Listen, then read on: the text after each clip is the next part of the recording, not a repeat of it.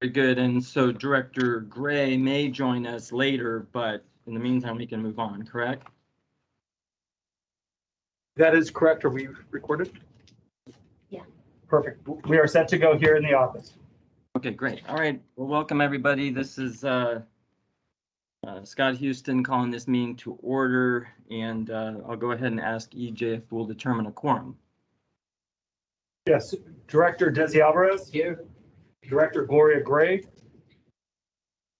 Director Harold Williams. Here. President John Deere. And Vice President and Chair Scott Houston. Here. Okay, thank you. Do we have any public comment at this time, EJ, that we're aware of? Mr. Chairman, we do not have any requests for public comment as of yet. I do see that we have members of the public here. If there's any member of the public that would like to speak under public comment, please indicate so by raising your virtual hand here.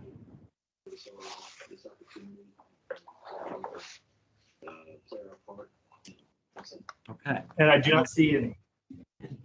Great. I don't hear anything or see anything. So let's see. Item 4, it says discussion items, but there's nothing under it. So I don't think there's anything really to discuss, correct? Correct. All right. So we'll move on to item 5, which is their MWD consent calendar and action calendar. And between EJ and myself, we'll do our best to monitor if you guys raise your hands or anything like that to get our attention when there's Q&A time. So go ahead, EJ, if you'll introduce item 5A. Yes, thank you very much, Chairman Houston. Oftentimes throughout the calendar year, Metropolitan Water District has a very important items that come before their board. This month we have a trio of items and presentations for you today. The first item, of course, is 5A, item 7-1313 on the Metropolitan Water District agenda. It is an amendment to the 2019 Reservoir Project Agreement with Sites Project Authority. And for this presentation, we do have Stephen Arakawa, the manager of Bay Delta Initiatives at Metropolitan Water District. Stephen, thank you so much for joining us. Sure. Can you hear me? Yes, we can. Okay, great. I mean, I do have slides if it's possible to give me the ability to share.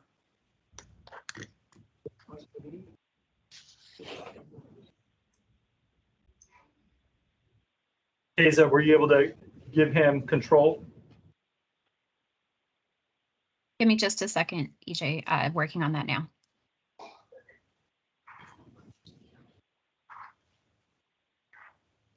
And also, while we have just a quick second here, it does sound like we have some background noise. So if you're not speaking, if you could place yourself on mute, that would be much appreciated.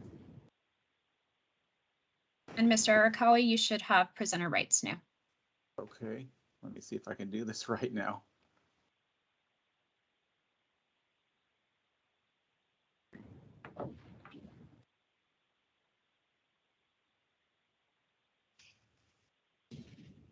Okay, I just need to get this in presenter mode now.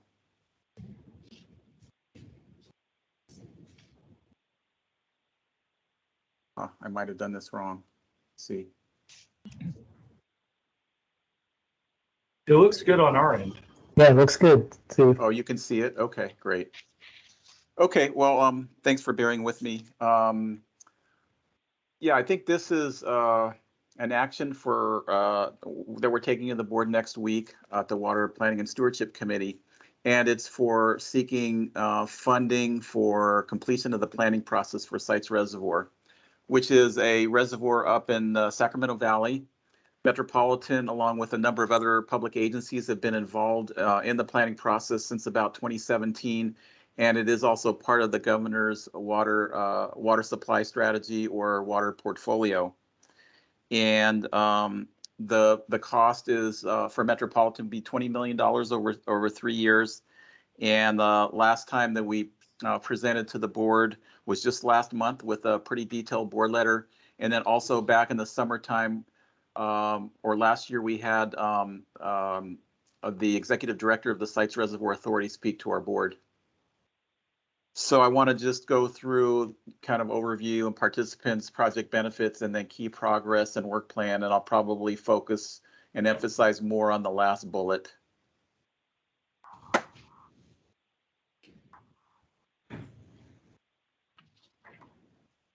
So Sites Reservoir is, like I said, I'm up in not the seeing Sacramento. I'm not seeing the presentation.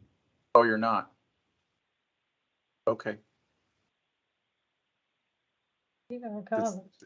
Did something change since the beginning when people said they saw it? No, we can see it on our end, Stephen. I'm wondering, Director LaFave, if you can find the small icon to possibly your right-hand side. If you click on that, it'll enlarge that screen.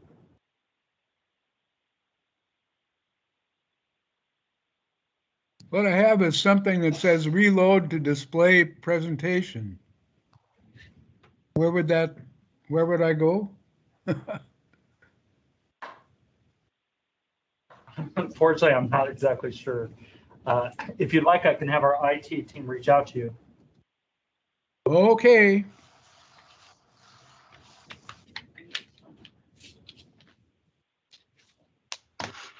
Okay, Steve. Sorry about why that, don't you go Director ahead- LaFave. Yeah, go ahead and proceed, because I mean, I think all of us can see it. I'm sorry, Director LaFave, at that moment. So as I mentioned, the Sacramento, the Sites Reservoir site is in the western portion of the Sacramento Valley. Interestingly, it's been an area for a reservoir that's been in various plans over a number of years, going back to the early days of the State Water Project development. And certainly in the process over the last several years, particularly with Proposition 1 and developing storage opportunities and storage options, Sites Reservoir has been a key part of that. And as I said, in the governor's water resilience portfolio, about a 1.3 to 1.5 million acre foot reservoir, but it is off stream. It's not on any stream. It's an off-stream reservoir like Diamond Valley Lake in our region. And if it were to go forward, it'd be the largest dedicated environmental storage. So portions of it would be for water user benefit and portions would be for environmental storage. And a lot of parties up and down the state have been involved in it, and the federal government through the Bureau of Reclamation has an interest in it as well.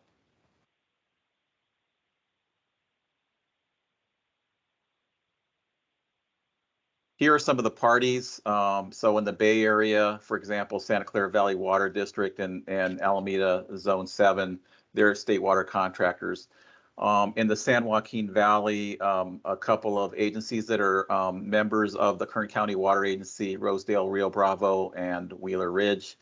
In Southern California, in addition to Metropolitan, some of the other state water contractors that get water from the State Water Project. And then I mentioned the Bureau of Reclamation and also the California Department of Water Resources, which has been involved mainly to help support the environmental, with Cal Fish and Wildlife, the environmental dedicated storage. And then in the Sacramento Valley, a number of ag districts that are a part of this whole planning process.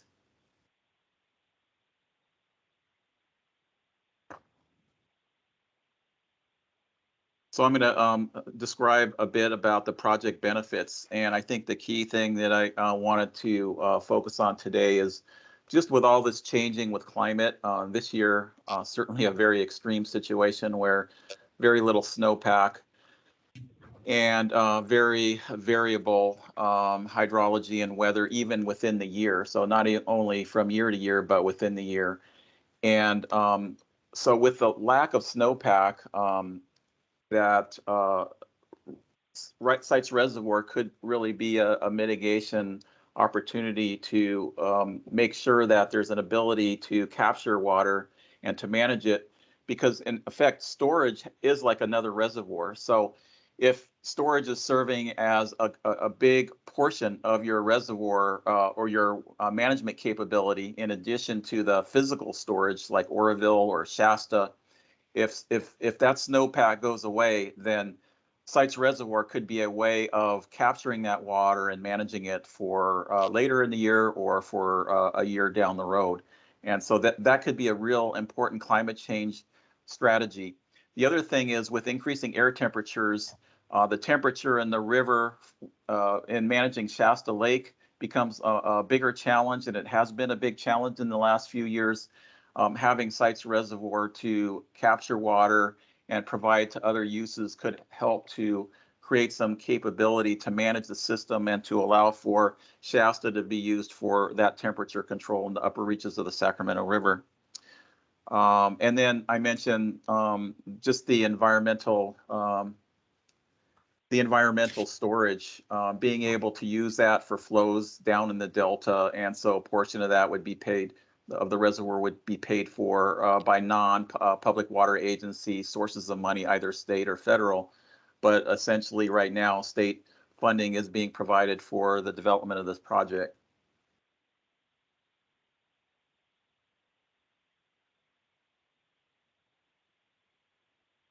For metropolitan service area, it could provide some additional benefits. It could provide for a means of managing water on the state projects side, particularly for areas that are more dependent on state water project water, as we're seeing this year with a very low allocation of 5%.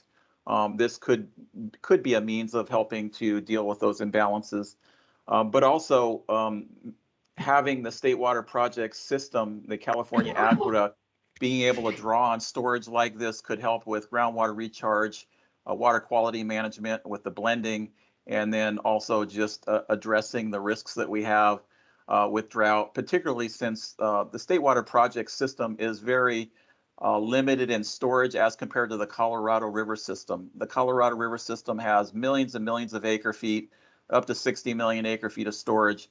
And the state water project system and the Central Valley system is much more limited in storage, and so being able to deal with this high variability of year-to-year weather and hydrology storage is really important.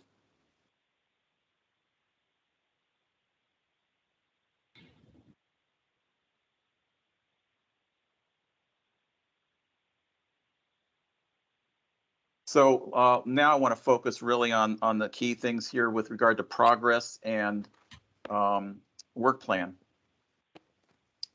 So up until now, a lot of the work has gone into developing all of the modeling and the defining of the project and understanding how the system would be operated, but more work to be done in terms of preparing for the regulatory permits. But up until now, work has been done to prepare for the regulatory permits, to do the environmental document, and to secure state and federal funding. And so the sources of funding include Proposition 1, about $875 million, about $104 million from Federal Wind Act grant, and U.S. Department of Agricultural loan of about $500 million, and then a real promising opportunity, $2.2 billion from what's a program through the federal EPA, federal WIFIA loan that could actually be very important to making the project from a financial side work for the wide variety of parties that are participating. The key thing for the work plan going forward, and I mentioned for Metropolitan $20 million over the 3 years of 2022, 2023, and 2024. That's what the board would be deciding on. That's to complete the environmental document, to actually finish off the permits, including water rights and environmental, to develop the operating agreements to make sure that this reservoir is operating in tandem with the other facilities and projects, including CVP and SWP, and then to advance a 30% design to help support the permitting and to do the geotechnical investigations, and then to begin developing the mitigation plans and land acquisition. Here's where this table here is showing the $20 million at the bottom, showing Metropolitan share spread out over 3 years, 2022, 2023, and 2024. And in the discussions that have occurred at the board regarding the budget, it's been indicated that the $5 million, actually it was probably during the Sites Reservoir presentation, the $5 million would come from this year's fiscal year budget if the board were to approve this action, given that the State Water Project costs have been lower than what was budgeted because of energy costs and lower deliveries. But over the next 2 years, $7 million and $8 million is included in the proposed budget.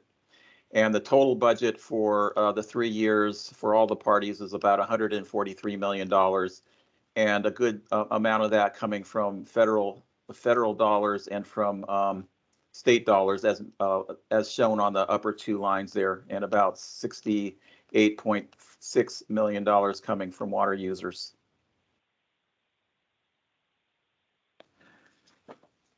So kind of in conclusion, this is for an action coming up.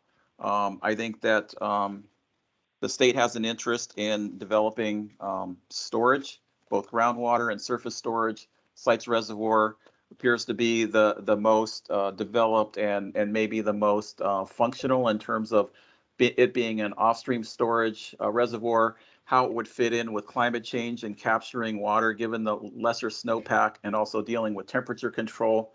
It could be some benefit to Metropolitan. Metropolitan's decision ultimately on whether to actually fund the project, the implementation of the project, would come at a later time after all of the planning is completed. But I described the different types of benefits, and I think that there are other parties, including the federal government, that are looking at the possibility of increasing their share. So we'll have to see how all of that develops as this reservoir planning moves forward, and I'll take any questions. Okay, great. Thank you, Stephen, for the presentation. And before I open up to questions, I do have one question, because on our agenda it says the item is an amendment to the 2019 reservoir agreement. So can you just tell us what exactly is the amendment? Yeah, good point. So we've, over the time since 2017, we've opted and convinced the Sites Authority to fund this planning in increments rather than funding it all up front. So every time we've come to the board, it's been amending the agreement so that we can add additional funding to complete increments of the planning costs. And the whole intent of funding this particular phase would be to complete the planning cost and hopefully do that by the end of 2024. Okay, so again, I just don't have a copy of that in front of me, but basically what is it that the amendment's being asked on? So our share of the planning cost is being increased so that we can actually be a part of the remaining increment. And the documents were definitely included in the board letter from last month. Okay, got it. I just don't have a copy of that. Okay, great. Thank you. All right, between EJ and myself, EJ, can we open it up for any questions? If anybody has questions, if you can let us know, we're happy to entertain that. Of course, I see the Director of FAVE has his hand raised. Go ahead. Thank you, EJ. It isn't that I have a question. It's that my view is that this is a very important project that is absolutely important, necessary for the Metropolitan Water District to go ahead with it. I have looked at some things that were done by the state water contractors over for a couple of years, and what they see is just a few days of huge downpours, huge precipitation, that there's absolutely no chance for most of that precipitation to get into the delta to flow all the way through, and putting a way to capture some of that water on the Sacramento River, I think is going to be really critical to getting through some of the problems with global warming. We're going to be seeing a lot of atmospheric rivers with huge amounts of precipitation, and this is a really good way to capture that water. I also note, and I think Steve said this, but I want to make it a point. We can take out 50,000 acre feet. I guess it's every year, but that's a large number, and it's all state water project water that can go directly to the agencies, Los Virgenes, for example, that absolutely need state water project water. So I'm just emphasizing how important it is to for us to move forward on this project. Thanks, Steve. Thank you. Okay, thank you, Russ. Director LaFave, are there any other questions? And I do see there was a question in the chat, EJ. Correct.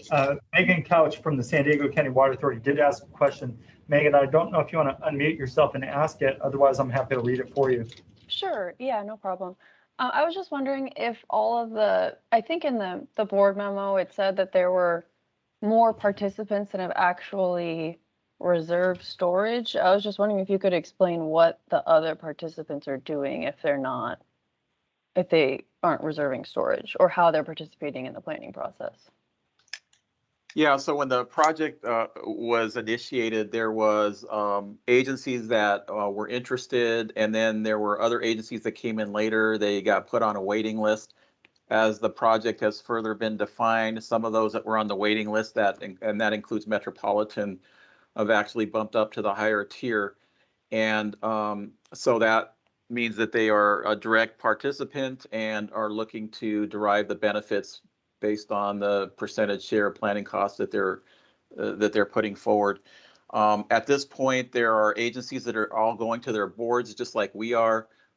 Some of them may be looking for authority to increase their amounts.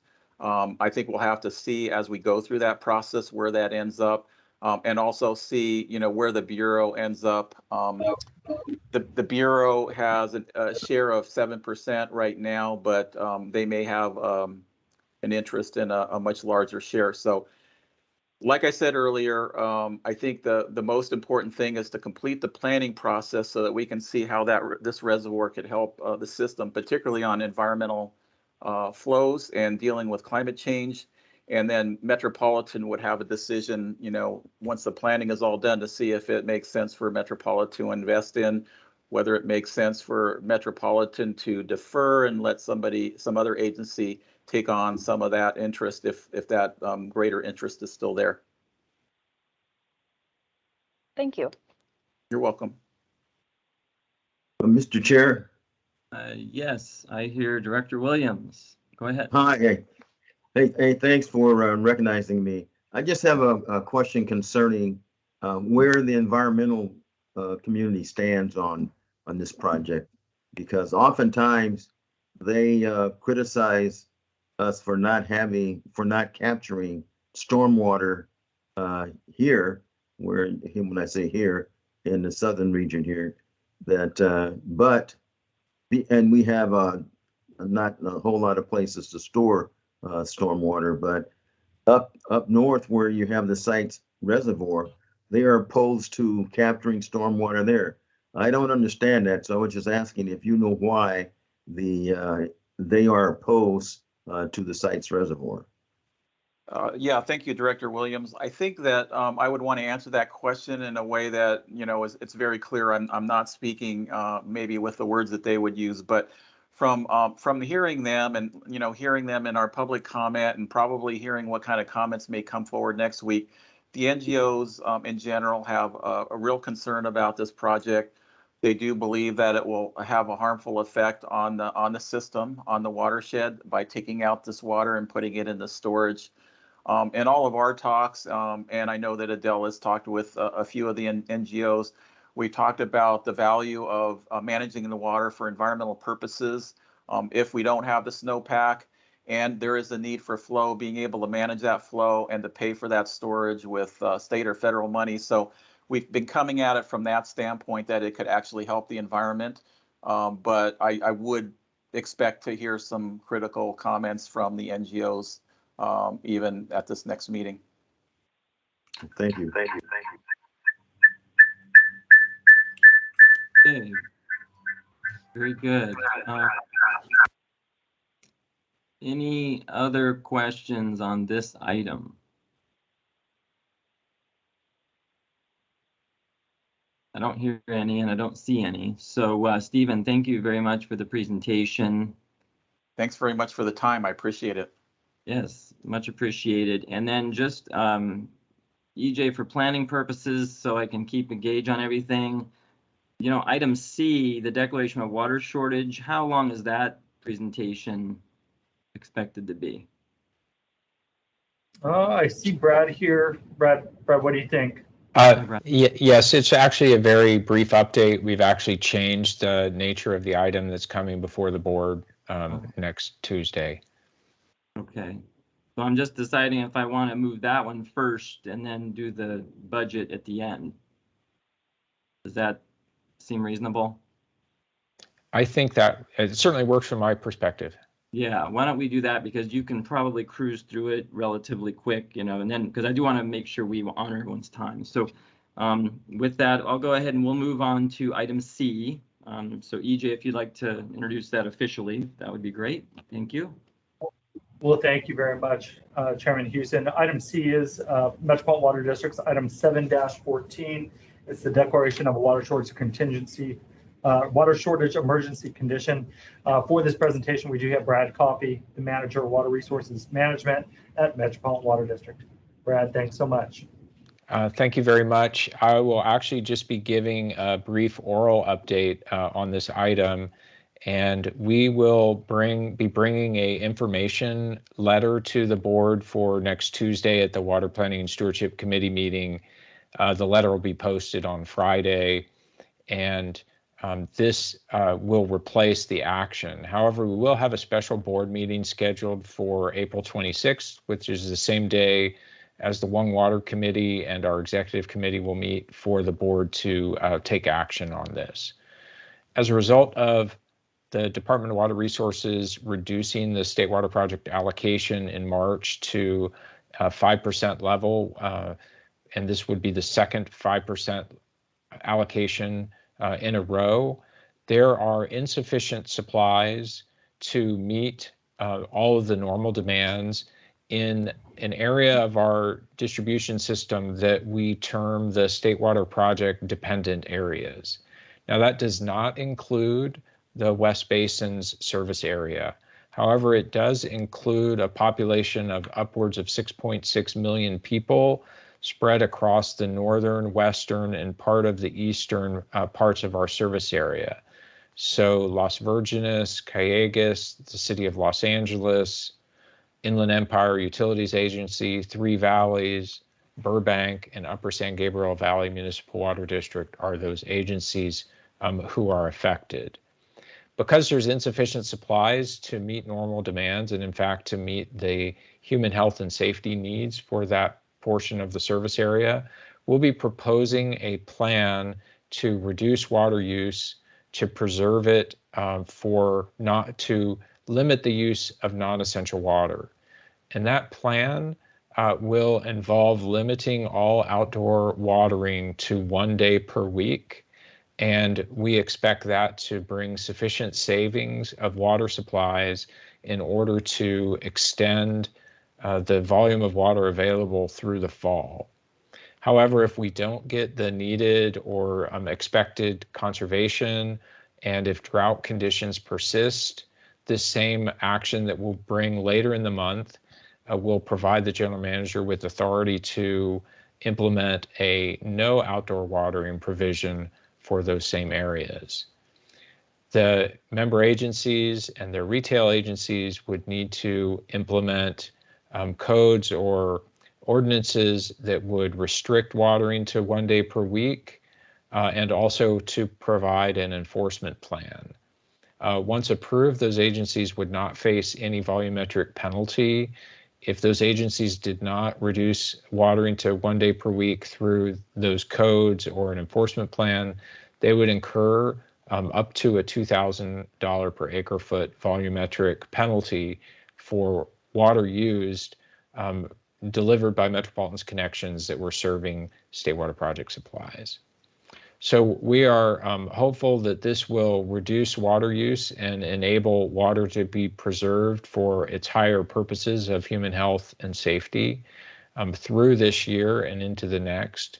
We're also understand that it's more than likely that water conditions would improve for next year. However, we'd be prepared to maintain this type of action to preserve the water supplies for those higher purposes. One last thing is importantly, some agencies can reduce their use of state water project supplies delivered by Metropolitan to such an extent that they would not receive any penalty or be required to implement watering restrictions. And that is by, if they have an ability to increase local supply production, or otherwise bring new supplies or conservation into effect. And once they would reduce their use of state water project supplies, they would incur no penalty.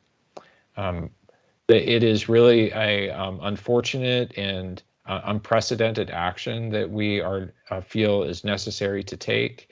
We're also working very diligently on bringing new supplies and expanding our distribution system such that water can be brought to those areas such that they are not as vulnerable to these severe state water project shortages. So with that, I'd be happy to address any questions. Okay, thank you, Brad. That's very concerning and timely. Are there any questions from the participants today?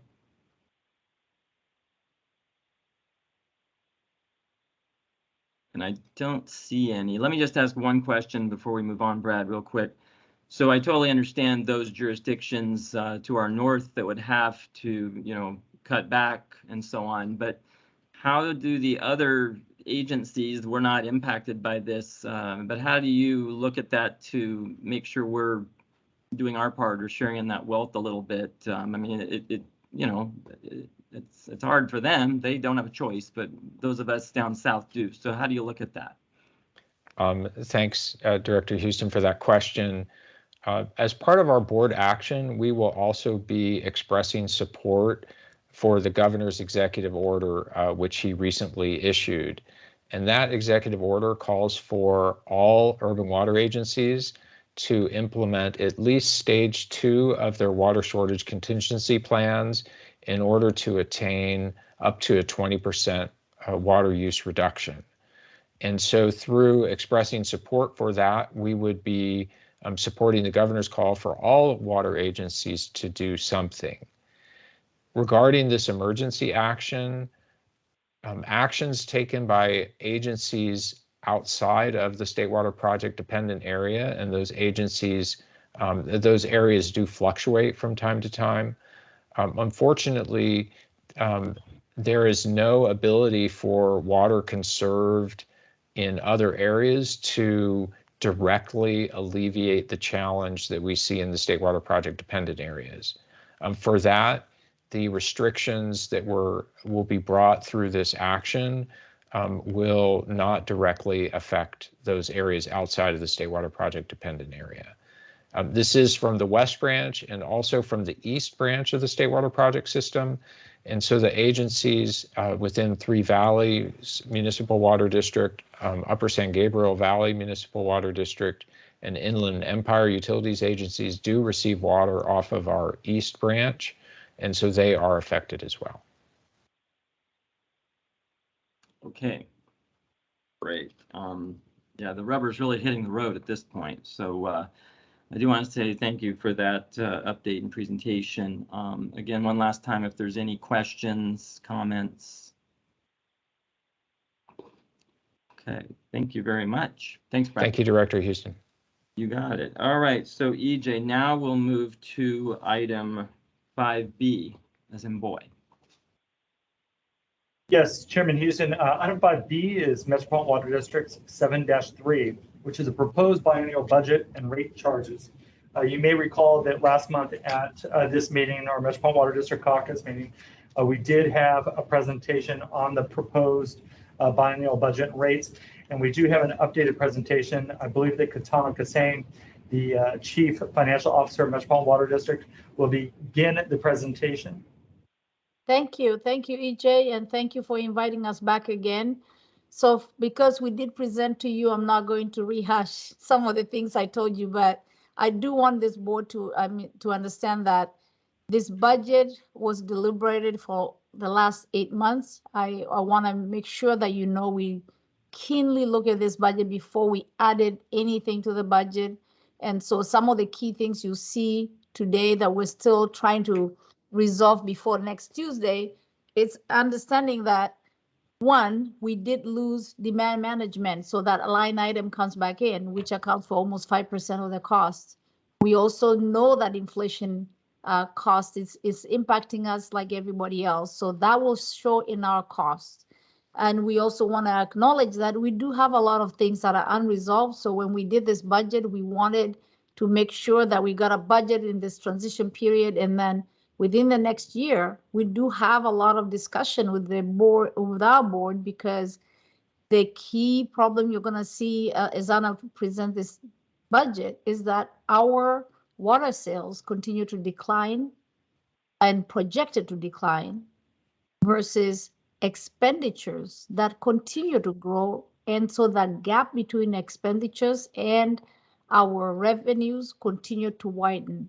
The only way we would give you a stable budget in the future is really to acknowledge that cutting what I call it's few things around the edges is not going to correct the gap between expenses and revenues. We will have to really take a good look at this budget in the future and start not funding things as long as we really cannot afford them. So I say that because one of the things that we've done over the years is sometimes we use reserves. So that's one-time money against ongoing expenditures. So when we bring back the baseline budget, the revenue is gone, but the expenditure remains. And that is exactly what happened with demand management. So I am also talking to the board about one time for one time, ongoing for ongoing. That stabilizes our rates. That makes sure that we are budgeting and being financially stable within Metropolitan. It is a challenging time for all of us. The reason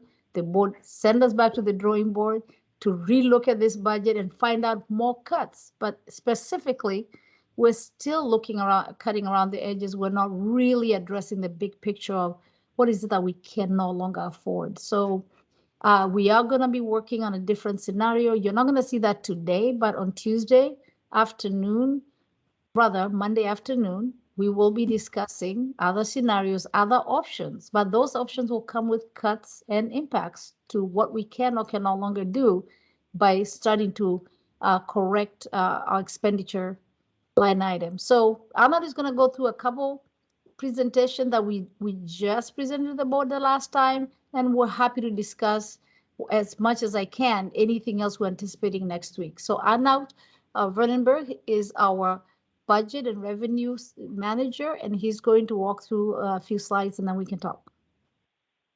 Great, thank you, Katano. If we can advance the PowerPoint one slide. There you go. So as Katano already highlighted, but I do want to remind you that the main reasons for the rate increase here are, again, the catch up of the loss of the water stewardship revenues, as Katano mentioned. The demand management is currently being funded from the Water Stewardship Fund, so not supported by rates, and that fund is expected to be depleted sometime in 2023. So we are again going to be recovering those costs on our supply rates. So you'll see that on our supply rates, which will go up quite a bit. This in itself represents roughly a 5% rate increase. And we also have seen quite an increase in our expenditures, particularly on power costs, both on the State Water Project and on the Colorado River Aqueduct. We've also seen quite an increase in fixed costs on the State Water Project, and of course higher costs on departmental costs, which are also quite impacted by the high inflation rate that we're experiencing. In the meantime, as Katano mentioned, we have also experienced lower water transactions than previously forecasted. And this in and of itself is actually the reason why we have higher projected rates than were previously projected. We previously projected 5%. We are no longer able to hold it at that as a result of this lower water projection. Next slide, please. So as we talked about you previously, and I won't go in a tremendous amount of detail, but as part of the proposed budget, Metropolitan proposes a list of actions to reduce the rate increase, and they actually reduced it down to that 8%. 8%. They include some things like bonding portions of our conservation program and the AVIC program, which helps reduce our supply program budget. It also does make cuts in our projected increases that we had in our departmental budget and brought it down to roughly 3% per year, of course, far below the rate of inflation, which I believe is somewhere in the order of 7.5%. The result of those actions you can actually see in this table you see in front of you here. And looking at our current budget from 2022, the red box represents our biennial budget, and on the right you see the increase from our current budget to the second year. So the items in red are items that are still major drivers in our cost increases. And you'll see that power costs make up a good portion of that, fixed costs on the State Water Project. And of course, we have the Delta Conveyance Planning costs, which also contribute significantly. Since we last reported to you, we have updated the current year projection, updated it from our 2022 budget that's shown here. The major changes that we've made since then is we have taken account for the lower State Water Project allocation, which has lowered power costs substantially. Unfortunately, though, there were a lot of cost increases that offset most of those savings, including higher fixed costs on the State Water Project, higher supply programs, and higher CRA power costs. And a lot of those are in response to that low State Water Project allocation. So overall, we were projecting for the current year, adding $42 million to unrestricted reserves. And while this sounds like a good story, it's actually quite misleading. The current year is very dry and water demands are up, and we're having a very low State Water Project allocation. So essentially what we're doing is we're saving money by selling water out of storage. So in a year like this, we really should be adding $100+ million to reserves, but unfortunately, that's not what's happening. The savings are being spent on higher expenditures, and while it looks like we're adding $42 million reserves, at the same time, we are drawing down $69 million from our Water Stewardship Fund. So net, we are actually drawing $27 million in a year when we should be adding $100 million+. So this really does help illustrate that our current rates do not recover costs, and this does increase the risk of a large reserve drop that could necessitate unplanned rate increases. So this updated lower State Water Project allocation for 2022 did also carry 6 months into the first fiscal year of our biennial budget. And we have updated the projection here to include lower State Water Project costs. And that has helped the revenue bond coverage that low revenue bond coverage that we were seeing in the first year. This has also enabled us to essentially smooth the application of the California Water Fix refunds that we were initially mostly applying to the first year to mitigate coverage, and we have now smoothed that over the 2 years. And as a result of doing that, that has helped smooth out the increase we saw in the RTS rate, because we did see quite a spike in the RTS charge, and you'll see that is now smoothed more gradually over the 2 years. Next slide, please. We provided this slide before, so I don't want to go in there in too much detail, but in essence, you can see our major expense categories. You can see that those top three, capital financing, State Water Contract, and O&M, make up roughly 90% of our expenditures. Most of these expenditures are also non-discretionary. They're either committed via contract, bond covenant, or required payments to operate the system. Really, the only things that are discretionary here are departmental O&M. And of course, the majority of these expenses are necessary in order to run the system. But as you all know, one can certainly trim around the edges, and there are certain cuts we can make with various implications. The other thing that is discretionary, or at least part of it is our demand management program. This is made up of two components: the local resource program. So that we have existing contracts, so those are certainly committed. We can't back away from those. But there are, new projects which are projected to be added over time. So that is certainly something that is discretionary. And then we have the conservation program, all of which is discretionary. Next slide, please. So this slide shows our updated water rates and charges. So the major changes from what was initially proposed in February is now the System power rate, that increase is now shifted from year 1 to year 2, where year 2 reflects more average power cost conditions. And then by smoothing out the Delta planning costs, as I mentioned earlier, we were able to smooth out the increase in the RTS charge, which now goes up more gradually over the 2 years. So in total, looking at the treated full service rate, you'll see in year 1, that's going up 9%, partially offset by lower capacity charge in that year for an average rate increase for 2023 of 8%. And then looking at 2024, you'll see that the full service tier 1 rate is going up 7%, with some higher increases in the fixed charges. So again, with an overall increase of 8%. Next slide, please. This is a reminder of what our revenues look for Metropolitan. And again, roughly 80% of our revenues are collected on a volumetric basis, and hence changes in water sales have quite an influence over Metropolitan's reserves. Next slide, please.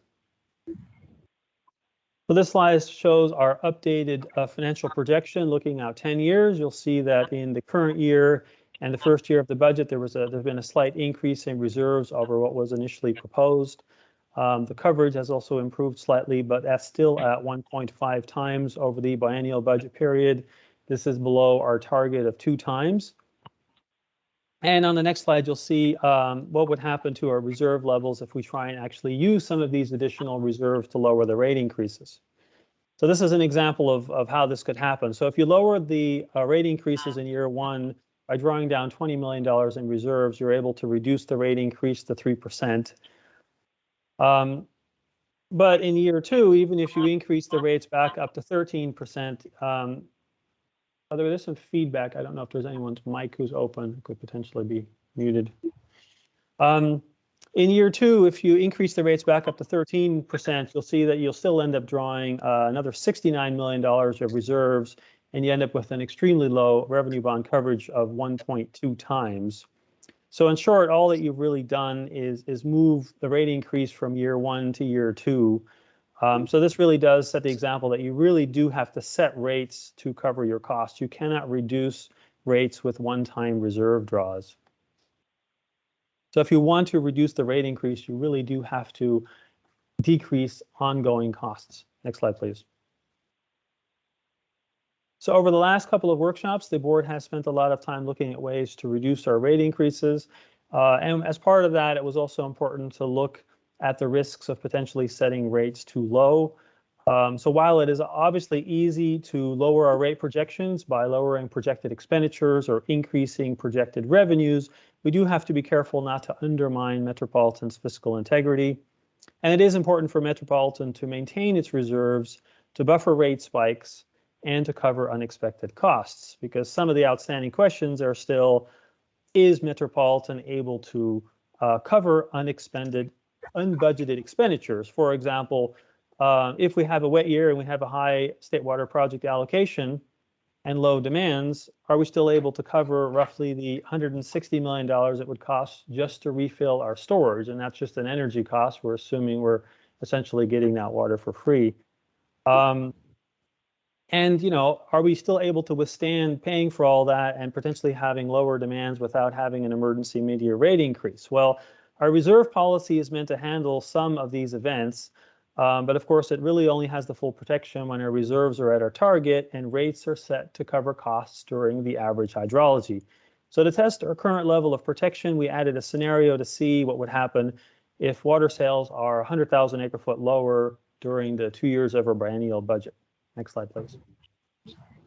So the blue bars here show the actual member agency demands, where the red line shows our budgeted projections. So we've extended this red line 2 years to include our proposed biennial budget of 1.59 million acre-foot for the first year and 1.54 million acre-foot for the second year. You'll do note that a few years ago, we did have water demands down to 1.37 million acre-foot, and I'll tell you now that we are currently not in a good financial situation to handle demands that low. So for this scenario, we've really only reduced demands 100,000 acre-foot for the 2 years down to 1.49 million acre-foot for the first and 1.44 million acre-foot for year 2, shown by the small line in yellow. The next slide, please. So again, we are again only, thank you. We were only assuming lower water transactions for 2 years and then jumping back up to 1.54 million acre foot in year 2. And still, this effect on our financials is quite severe. So revenue drops to the minimum or near the minimum by year 2, and our revenue bond coverage will be projected to drop to 1.1 times. So just for reference, the lowest revenue bond coverage that I could find looking back in history back at 2001 or so was 1.39 times. And that was actually reached in fiscal year ending 2020. So now we're looking at a potential projection that shows it going down to 1.1. So at 1.1, we actually might have some problems in issuing new bonds, and we might actually be at risk for a ratings downgrade. So if things don't improve, we would certainly be looking at potentially unplanned rate increases, or at the very least, higher rate increases for 2025. So for reference, if water rates were set based on that 100,000 acre foot lower water transactions rate, we would have to increase rates roughly an additional 6.5%. So one thing to note here that even with the proposed 8% rate increases, we are not in a very strong financial position. So this is certainly something that the board will have to consider when it weighs in on the various options they'll see next week. Next slide.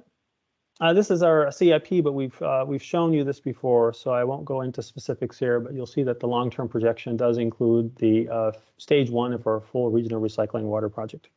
Next slide, please. Gaetano, I hand it back to you. Thank you, Arnaud. So that's really it. I will give it back for questions, EJ. Thank you very much, and thank you for the presentation. Director Houston, I'll let you initiate this process. Sure, thank you, and thank you both for that presentation. So I do want to just open it up to folks if you have questions at this point. Now, of course, you mentioned this in the beginning of the presentation. These are numbers that were from last month, and so there's going to be some new scenarios presented next week to the Metropolitan Board. Yes, we're still going to have this scenario, but the board did want to see other scenarios, and we will present other scenarios based on some impacts, and we will show impacts of any scenario we present. So yes. Okay, very good. So I want to open this up. If anybody has questions or comments, please let us know.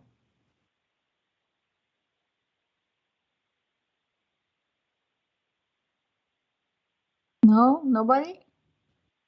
I know, don't everybody jump up at once. I have just very Director Alvarez, go ahead. So in your revised presentation that you're working on, where are you really looking at potentially cost savings? So we're looking at, there are a couple things. So demand management was one item that the board talked about. And some people wrote us letters. We have a little different view, at least management, because we know that at this time we all need conservation, but we might be looking more on the LRP side. Do we need those in this budget? So we're going to look at that. We're also looking at various cuts, more deeper cuts than we had projected, but those come with eliminating some services. So we will also present those, and then the board will have an opportunity to decide if we can sustain those cuts. But I'm also going to be looking maybe more seriously on our vacancy rate assumptions, because when we developed the budget, our vacancy rate was very normal, but the last few months we've seen quite a spike in that. So we're going to revisit that. So we're really looking at just really O&M. As we saw, Anna showed you, we do not have a lot of discretionary budget.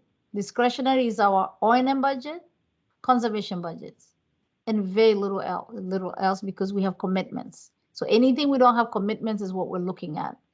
But cutting those services or things only will continue to stress the organization, because a lot of staff are really asking for more, not less. But knowing that we are what we are. We still have to present that to the board. And I'm also going to say that some of the things we're looking at cutting are not going to sustain that relationship between the declining of our revenues and the expenses we're adding.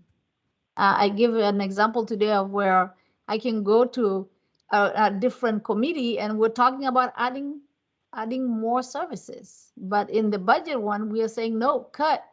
So those conversations have to be one and the same. When we ask for more services, more supplies, or more things, we have to recognize that it will continue to stress our budget. So I think a good conversation in the future is great, but for now, we're going to do some things to really lower those costs, but we need to do more in the future to really sustain budgets without having spikes of high costs. And so that's what we're going to be looking at on Tuesday. I didn't hear a lot of discussion on it, but how much of the capital improvement is in this presentation that you showed today? And can you go a little bit more detail into what's in it? Yeah, our CIP budget is projected at 300 million a year. And a lot of those are not really new projects. A lot of it is refurbishing and improving our current $23 billion infrastructure. So those are continuing to be needed, and we pushed back maybe some new things. There are a few new things, like you saw Steve Arakawa today said that we have a few things in the item he presented. So there are a few new things, but a lot of things that in that budget are really for CIP or R&R. I can add Maybe something if you'd like. Go ahead. Okay, if we back up one slide, you can see that more readily. Just note, sites reservoirs is our part of our supply program. It's not actually on our capital budget, but as Catano mentioned, most of these projects are actually R&R projects to maintain our current system as is, with the exception of that big pink project on top for the regional recycling water project. The engineering group has actually scored a lot of these replacement and refurbishment projects to be high priority items, but in an effort to kind of buffer the rate increase and keep our capital expenditures somewhat lower, those projects that have been deemed even high priority have been pushed out even to the 10-year projection all the way to the end in order to kind of keep things flat. So our base projection here is $300 million a year, and that is actually going up at 3% per year. And that is essentially, as Catano mentioned, all R&R work. Then in that CIP is the conveyance facility to serve the northern service area included in there, or how is that going to get financed? So we have that as planning dollars only. About a year ago, I think the board approved 160 million for planning dollars. We have paid up some of that money. We have about almost 98 million, 99 million still pending. Part of that is in this budget. About 34 million of it will come from reserves from water fix that we never finished. So the impact to the budget is more or less on the 50s, but that's only planning dollars through 2024, I believe. If anything else is going to be done in that chart, there's no dollars in the focus for the DCA project. It's really the recycling project we decided to add this time because we are talking about getting state grants or Fed grants, and so we wanted to make sure that project is highlighted, but we are not putting a lot of dollars beyond the planning dollars for the Delta. No, I'm not talking about the Delta. I'm talking about the conveyance facilities for getting water from the east side to the northern community or service area. Yeah, I think some of those improvements have been rolled into this CIP. What's the overall estimated cost for that conveyance facility to get water from the east side to the northern service area? Director Alvarez, this is Devin Upadhyay, Executive Officer at MET, and I'd just like to offer a little bit there. Good afternoon. So in December, the board did approve moving forward with two projects that could take Colorado River water and store Diamond Valley Lake water up into the east side of our system on the Rialto feeder, replacing state water project needs in that area. Those projects are estimated to be roughly $52 million. They were squeezed into the CIP that you see here, and that was part of what resulted in what Arnout described as having to push out some other critical work. We did not change the CIP numbers once the board approved those going in. So we basically have prioritized those projects at the expense of some other work that would have been done. Okay, thank you. So overall, it's about a $50 million expenditure. It's a little bit more than $50 million, yeah. I should also note that there is feasibility work going on for similar projects on the west side of the system that could move Colorado River water up along our Sepulveda feeder backflow up to the northwest of our system. Those projects, that feasibility work is still going on, so we don't have a solid cost estimate for what those would look like yet. Thank you, Devin. Sure thing. Okay, thank you. Okay, other questions or comments? Okay, well, I'll just go ahead and you know, speak what I feel and have heard, because I did hear the meeting last month when there was a number of the member agencies that expressed concerns about this budget, this 8% over the next 2 years, so 16% total. And so a number of them also put in, you know, written comments and letters. And so for those who are even on this meeting right now and are not aware, again, significant number of agencies did put in concerns and have asked the staff to go back to the drawing board, as you said you're going to do for next week. So I'm looking forward to seeing what those new numbers are. But I do think that as it is, the 16% in 2 years it's too much. It doesn't look, you know, it just doesn't look right for our agencies. Now, however, you know, that can be justified or not, you know, the optics. The optics are a 16% rate increase in 2 years. And I'm really glad that a number of the other agencies have said that that just is too extreme at this point. And so you also mentioned that in the long run, I think it is accurate. Metropolitan really is going to have to look at the business model. We're going to have to look at what the priorities are. Unfortunately, we are, of course, at the 11th hour for this budget cycle. So I do think that, you know, there's going to have to be probably some serious cuts to get it down to more reasonable. I heard some of the other agencies were expressing maybe a 5%. I'm not claiming to know the right answer here, but I still think that 8 and 8 is just too high at this point. And I think that there need to be some significant reductions or cuts or make some hard choices this time around, you know. So as far as, you know, my position as a board member in my agency, I mean, you all are going to pass the cost right down to us, and we're going to kick them right out to our purveyors. And as a matter of fact, even yesterday, apparently in our jurisdiction, there's a lot of talk about a 218 that one of the cities has to do, and apparently it got pretty lively last night. So I haven't even got all the details. But at the end of the day, I do think a number of the member agencies and the retailers at this point are concerned about how these rate increases are justified, and that the district needs to make some very serious choices between this budget and, of course, long term.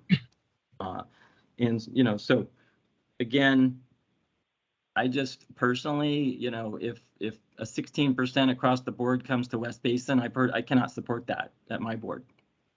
And again, I heard other directors that met who've expressed this on that last meeting. So I'm looking forward to see what those scenarios are. I hope that the Metropolitan Board will look at that seriously and make some potential tough choices, and then we can go from there.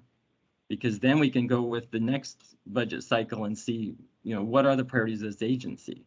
So I'm just putting out my opinion and position, but I've watched this the last handful of months, and as well as for those jurisdictions that are paying attention, we have concerns out there. So anyways, if anybody else has any questions or comments, now's the time to do that.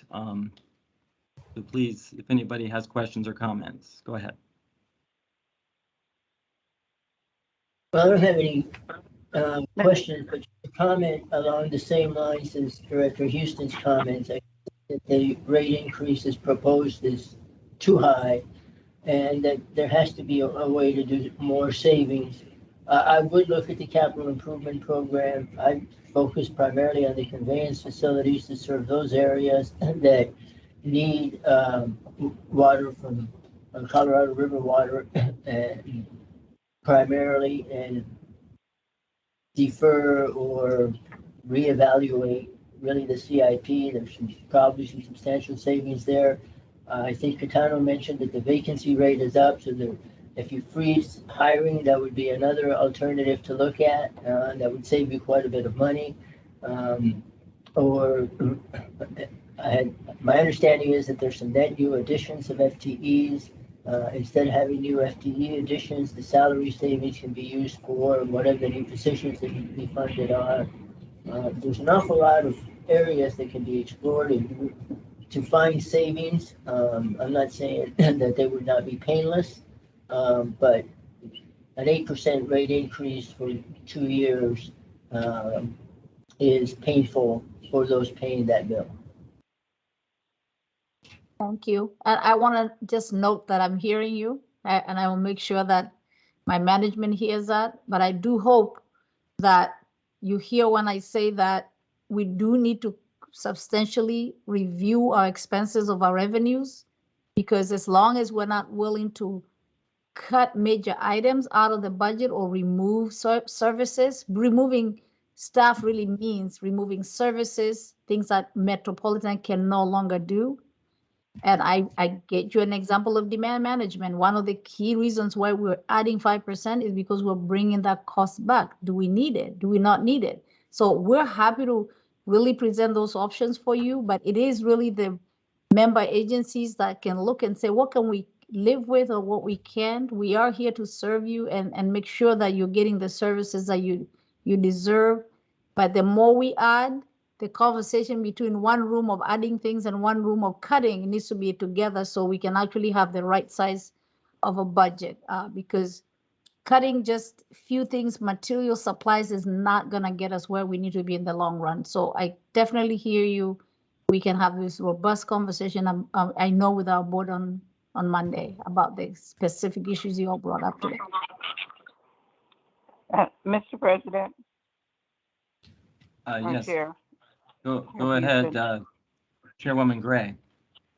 Right, thank you. I appreciate all the comments today regarding the budget, and certainly Catano's and staff presentation on the budget. A couple of things that is really important, Catano kind of said it at the very end, is that we really need to look at all the scenarios and really figure out what we can live with. The real issue is really sustainability.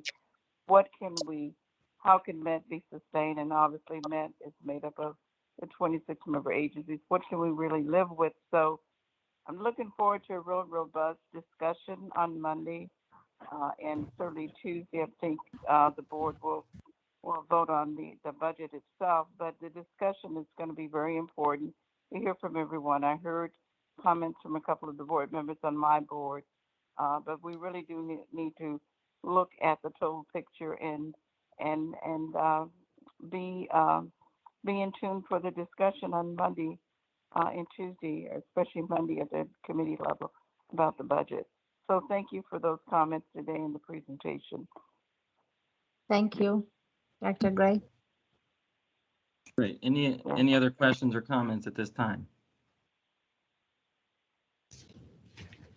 Yeah, I don't hear any, but again, I do want to reiterate, because unfortunately this budget's coming down the pike, and these new scenarios are going to be offered late in the game, and it sounds like this is going to be voted on the 12th. Is that accurate? That is correct. So here we are. We really hardly have any time to look at any adjustments or changes. I think that's very unfortunate. And I just state for the record that on that meeting last month, I did hear a number of agencies opine concerns, including ones that I haven't heard as much of before, such as Pasadena and Beverly Hills, and I think even Upper San Gabriel, that this type of 8% and 8% is too much. So I really, all I can say is I hope that the Metropolitan Board has some good options to look at next week, and some good decisions will be made, because I don't see certain agencies, and myself included as a director of a member agency, supporting the types of increases you all are proposing. And I'm not saying it's not easy to figure this out, but here we are at the 11th hour where this is being pushed down to all of us, and then we're gonna have to push it out to our constituents. And at the end of the day, they have no choice by that point. It is what it is. So that's one. And then two is, I think, after this, we've all got to take a huge step back and figure out what are the priorities. Because I understand if some agencies want more things, and then some of us might say, what are the things we can do without? Yeah, we have to try and have that discussion and figure that out. And ultimately, not everyone's going to be happy. But the agency has to be sustainable.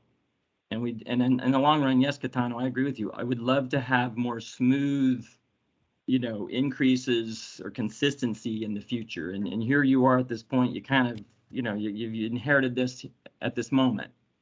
So just, take my words in a certain context, but at the same time, you understand from our perspective how we have to go out and talk to our constituents, our member agencies, our cities, and so on. And when they start seeing these numbers, they scream, they freak out. So anyways, Director Houston, I just want to say that I hear you.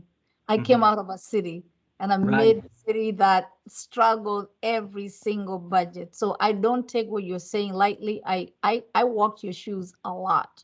So, but I do want to say that it is the board that decides what we keep or don't keep. So as staff, we will bring those options. I think that the only good part, to your point, is we're not going up, we're going down. So to whatever proposal we give the board is not the hardship of you're now putting more things, we're actually putting less things. So, but I get it. We've spent, it's going to be a 5th workshop. And so the board sometimes takes time to react, but I get it. But understand that in order for us to have, we could not have another workshop because we need to cost everything, just a matter of procedure to cost so people can actually rely on the numbers we give you. And so we're really clear that the board and everybody, all the downstream is impacted, and we're all impacted. But there are challenges, to your point, and we will do our best on Monday to present the best budget we can and scenarios that we can, so this board can weigh out those options and come up, I'm sure, with the right decision. So I feel confident that they're very serious about this, and they've never not been serious. So we have a lot of work between now and another one more day, and by Friday, hopefully you'll see what we put together. But I guarantee you we're listening. Okay, very good. Yes, Madam Chair. Director Houston, Chair, yeah. I just want to speak to the fact that Katana already mentioned there's been several budget workshops, and the board is fully engaged. I appreciate your comments, but I don't want folks to think that the board has not been engaged. We've been attending the board budget workshops. There's been member agency meetings that Katana and her staff has had with member agencies, and so folks have been informed. I mean, there's some more information or new information that Katana will present, but I think it's in response to what she has heard from those meetings. So we're all engaged. We realize it's an important decision, and we will make that important decision. So I just want to make that point, that folks are engaged and continue to be engaged. Excellent, excellent. And okay, so if that's it, is there any other comments or questions on this one? I don't hear any. So what I would also say before we wrap up is, if there are members of the public or agencies in this meeting today, then obviously reach out to us at West Basin as well if you have input between Metropolitan and then also our own agency, which is in our budget discussions as we speak. We want to make sure we hear from you. So I'm going to go ahead. Thank you very much, Amat and Catano. I do appreciate it. I know you guys have been getting really grilled the last couple months. Okay, so Okay, thank you so I understand. Thank you. But we do appreciate your diligence. And Thank you. thank you to all the Met staff that's on this call today. Thank you. You got it. Okay, so I believe we are getting close to the end, EJ. Before I move to the adjournment, is there anything else, EJ, that you might want to share we need to know? Not at this time, Chairman Houston. I think it was a very informative meeting. I would encourage everybody, including our retail agencies, to please stay engaged. As Katana mentioned, next week, there is expected to be a vote. So you do have committee meetings on the 11th, and then, of course, the board meeting on the 12th. Okay, very good. And according to our agenda, the next meeting is scheduled to be held on May 4th, 2022. And I want to thank everyone for being here and your participation. Thank all of our staff for operating the meeting efficiently. And with that, we are adjourned. Thank you. Thank you very much, Chairman Houston. Take care.